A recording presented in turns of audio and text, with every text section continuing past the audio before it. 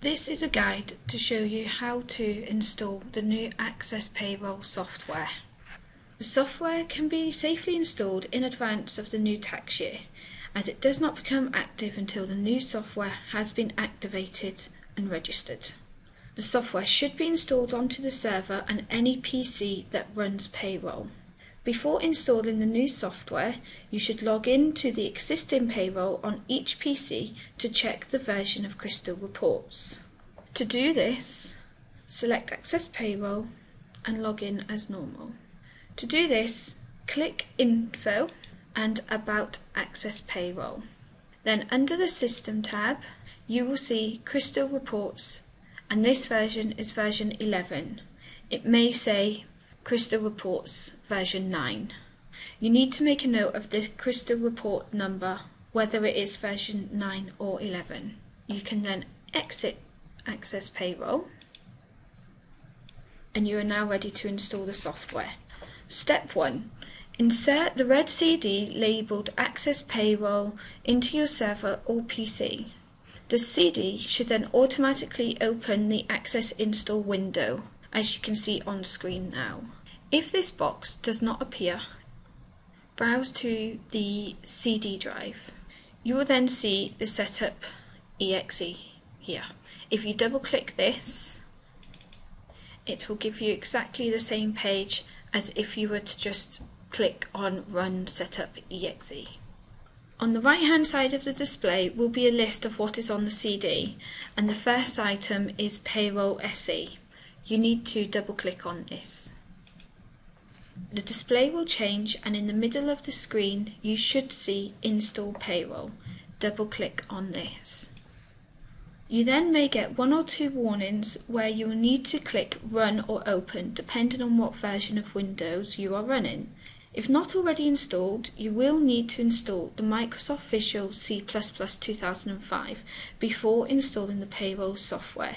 This is provided on the CD, and if you attempt to install the payroll software when Microsoft Visual C++ is not present, you will be prompted to cancel the payroll install and install this. You will then have to restart the payroll install. The system will now detect that you already have a previous version of the payroll loaded and will ask you if you wish to remove the previous version.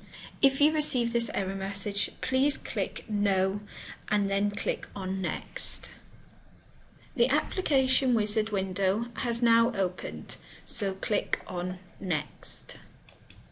Enter your full name and your organisation name, and then click Next. The destination folder details will now be displayed. This is where the programs are stored, and the default is as follows. C. Program Files Access Applications Payroll 5.00a. If you are installing on the server, you may wish to change it to the D drive by selecting Browse and changing the C to a D, and then click OK. Once you have done this, click Next. You will then be asked to select Typical or Custom Install. Select Custom and Next. A list of items will now be displayed. Any item that has a red cross against it will not be installed. Before clicking on Next, and at the foot of the display, you should ensure that you install the same version of Crystal that you currently use. If you currently use Crystal Reports version 9, then the only item that should have a red cross against it is Crystal Reports version 11. If you currently use version 11 of Crystal Reports, then the only item that should have a red cross against it is Crystal Reports version 9.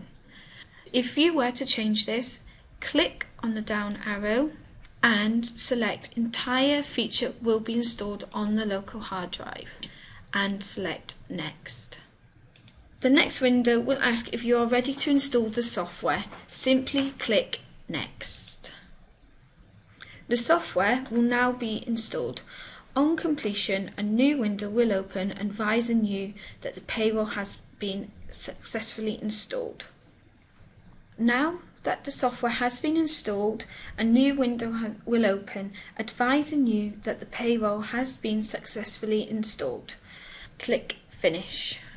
This returns you to the first installation window, which should then be closed by clicking on the black cross at the top right hand corner.